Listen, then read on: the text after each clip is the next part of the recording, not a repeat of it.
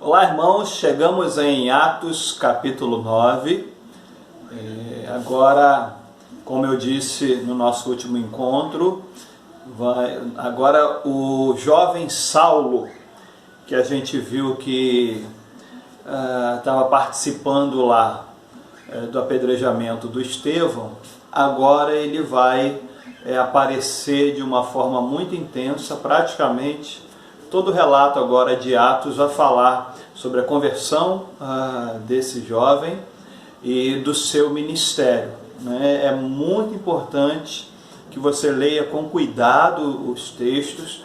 Se você puder ler o texto, depois ver esse vídeo e depois ler novamente, vai te ajudar e muito a ter uma compreensão mais profunda. A minha oração é que o Senhor possa nos ajudar a entender a importância desse homem para o movimento missionário da igreja e também o testemunho e o exemplo dele para nós, como agora responsáveis por levar o Evangelho até os confins da terra. Chegamos aqui então ao verso 1 do capítulo 9, diz assim: E Saulo, respirando ainda ameaças e mortes contra os discípulos. Olha a intensidade. Lucas vai descrever que o coração de Paulo ardia por massacrar, por perseguir, por acabar com aquele movimento que estava surgindo. O texto diz que ele respirava ameaças e morte contra os discípulos. Olha que coisa intensa, como que ele perseguia os discípulos, como era o teu coração. Ele não estava seguindo ordens, na verdade ele pediu autorização aos fariseus para perseguir os cristãos. E aí lá, é claro, os discípulos sabiam disso, a gente vai lembrar disso aqui também, lá em Mateus capítulo 24, no verso 9, Jesus vai dizer que por causa do nome dele, eles seriam mortos, eles seriam perseguidos, eles seriam odiados por causa do nome de Jesus. E Paulo aqui dá demonstrações muito claras de que ele odiava aquele movimento que estava acontecendo. E aí ele pede, a partir do versículo 2, ele vai pedir autorização, carta de autorização para ir a Damasco perseguir os cristãos. Pra você ter uma ideia, Damasco ficava a mais ou menos 200 quilômetros de Jerusalém. Até onde esse camarada queria ir, até onde esse jovem queria ir para perseguir a igreja. A 200 quilômetros. Por quê? Porque os cristãos estavam saindo de Jerusalém. E Paulo, na cabeça dele, ele não podia deixar aquele movimento avançar. Então o que ele faz? Ele pede carta de autorização para perseguir a igreja onde eles foram, inclusive até Damasco. Damasco fica na parte de cima, na parte norte do território de Israel, na Síria. Então o negócio era tão intenso e o Saulo queria tanto perseguir os discípulos, ele respirava tanto ameaça e morte contra os discípulos, que ele pede autorização para viajar a 200 quilômetros para poder perseguir os cristãos. E eles não iam de carro, eles não iam de avião, eles não iam de trem, eles iam a cavalo. E aí, nessa viagem, no versículo 4, vai ser o grande momento dele, quando ele tem um encontro com Jesus. E o negócio é tão impactante que o texto vai dizer: E caindo por terra, ouviu uma voz que lhe dizia. Algumas versões falam que ele caiu da sua cavalgadura, do seu cavalo. Ele foi cercado por uma luz, e isso era meio-dia. A luz era mais forte do que o sol, mais poderosa do que o sol do meio-dia. Ele caiu por terra por causa daquele clarão e por causa da voz que dizia: Saulo, Saulo, por que me persegues? Era Jesus perguntando a ele: Saulo, por que você está me perseguindo? Você não está perseguindo os meus, você está perseguindo a mim.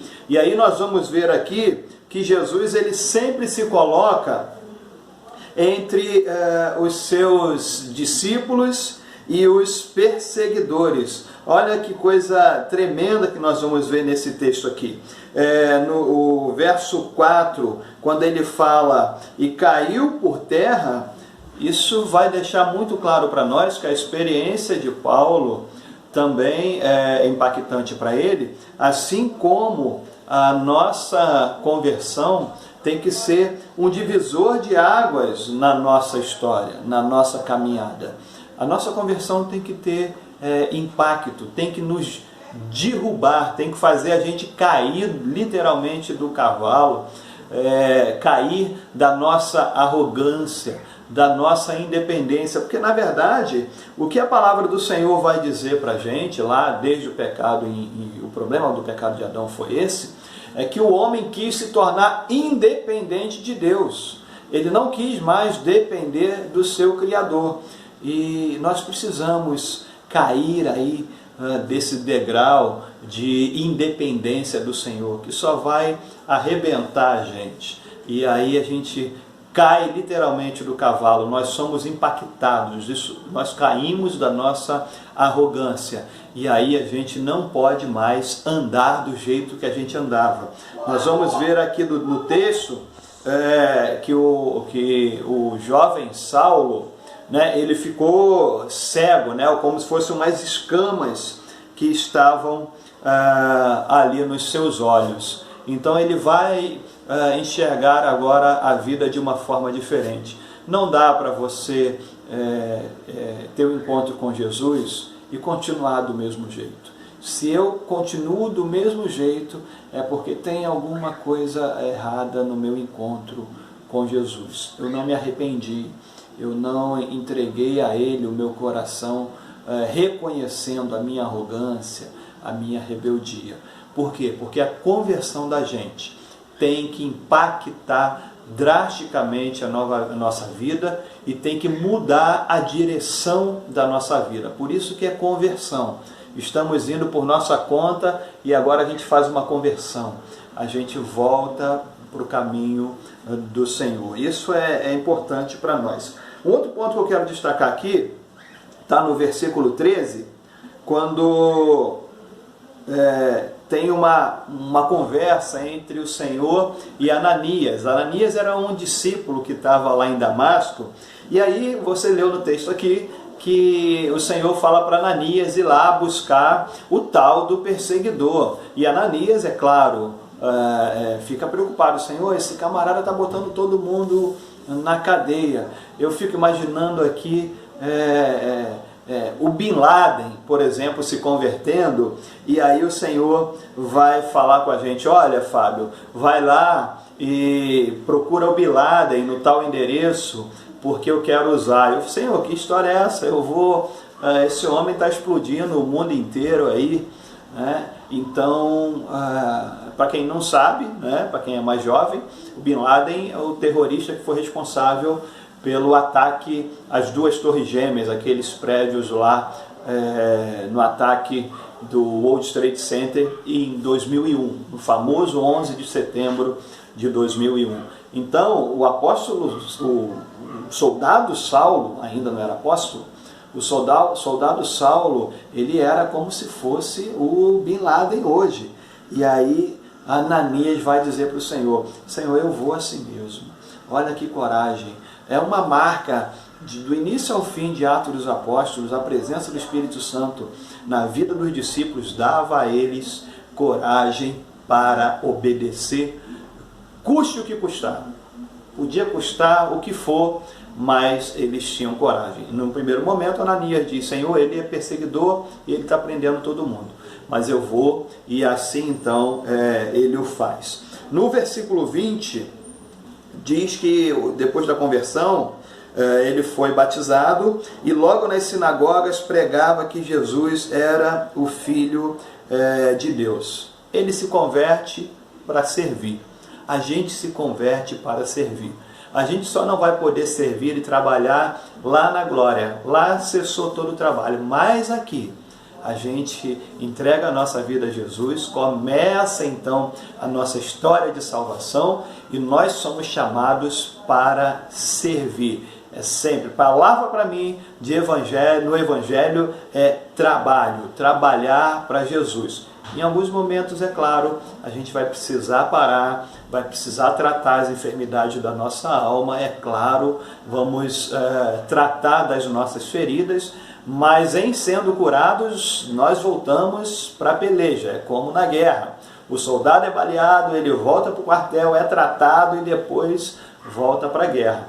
Porque enquanto nós vivermos aqui, nós somos, lembra? Nós somos a igreja militante. Nós vamos ver aqui que o Saulo agora, ele se converteu imediatamente, ele foi servir, ele foi pregar nas sinagogas, chamados para servir.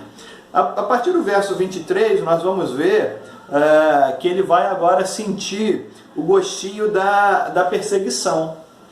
Ele que perseguia, agora ele vai sentir na pele o gostinho da perseguição, porque agora os judeus querem matá-lo, querem executá-lo por traição. Imagina aquele camarada que perseguia a igreja com ardor, com força, com violência. Agora ele é um pregador do Evangelho de Jesus. Por quê? Porque a sua vida foi impactada pelo Evangelho. Tem um ponto muito interessante, eu gosto muito desse indivíduo aqui no verso 26, quando vai dizer que Saulo chegou a Jerusalém e ele queria se juntar aos discípulos, mas estava todo mundo com medo. Ele volta então para Jerusalém, ele quer se juntar aos discípulos, mas é claro, os discípulos estavam com medo. E aí quem chega lá? Barnabé. Aquele mesmo lá de Atos 2, 3, que ele recebia o nome de Filho da Consolação. Era o Consolador. Ele é um camarada extremamente cheio do Espírito Santo, é maravilhoso. Uma hora nós vamos falar aqui sobre Barnabé. Quando Barnabé e esse Saulo aqui, já o apóstolo Paulo lá na frente, eles são missionários e eles vão ter uma divergência, nós vamos entender, numa outra hora a gente vai falar sobre isso, que o problema deles não foi contenda em si, foi uma questão de ministério, diferença de ministério. Paulo tinha um ministério de plantação de igreja, né? Era um trator, era uma máquina de plantar igreja.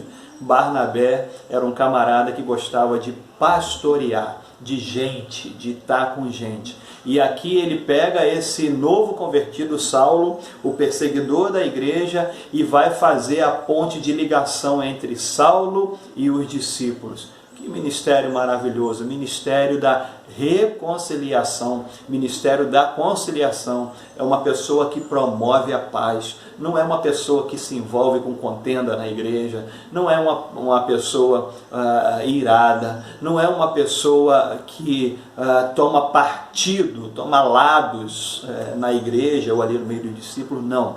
Ninguém queria chegar perto de Saulo. Mas Barnabé, cheio do Espírito Santo, um homem temente a Deus e obediente ao Senhor, ele vai pegar o Saulo e vai levar então para o meio dos discípulos, porque estava todo mundo com medo, né? Ninguém queria estar na roda com aquele indivíduo. E no finalzinho, no versículo, a partir do verso 36, nós vamos ter a ressurreição de Tabita, né? Também conhecida como Dorcas. É um outro texto também que dá uma mensagem maravilhosa sobre trabalho, querido, trabalho. Aquela mulher, o texto vai dizer no verso 32, a partir do verso 32 tem a cura de Enéas, né? Que era um paralítico, e a partir do verso 36 é a ressurreição de Tabita, e o texto vai dizer que as mulheres lá mostravam as roupas que ela fazia, no versículo 39. Todas as viúvas o rodearam a Pedro, chorando e mostrando as túnicas e vestidos que Dorcas fizera quando estava com elas. Dorcas também é a única vez que ela aparece na Bíblia, mas era uma mulher, uma costureira que fazia roupa para os pobres. Era uma costureira de túnicas. O texto vai dizer aqui, no verso 39, todas as viúvas. Viúva naquela época era pobre, não era pensionista, era gente que passava necessidade. Então, Dorcas era um socorro para aquelas viúvas. Ela fazia roupas e ela não estava no templo, querido. Isso é maravilhoso para nós. Por isso que eu digo que caberia aqui uma pregação sobre o testemunho de Dorcas. Ela não trabalhava no templo. Você pode e deve servir a Jesus segunda, terça, quarta, quinta, sexta. Não é só lá no templo, não é só lá no meio da igreja. O que você tem de dom? O que o Senhor coloca no teu coração? No caso de Dorcas aqui, ela usava o seu talento de costurar para abençoar as viúvas, que era um grupo de mulheres muito carentes. Então, que nós possamos ser impactados pelo Espírito Santo do Senhor, e nós temos aqui grandes exemplos nesse texto riquíssimo do capítulo 9, que é Saulo, a conversão de Saulo para o trabalho, Barnabé, que era um homem extremamente ligado ao pastoreio do ser humano, e nós temos também aqui a costureira Dorcas, que servia ao Senhor, cheia de obras, como diz a palavra do Senhor.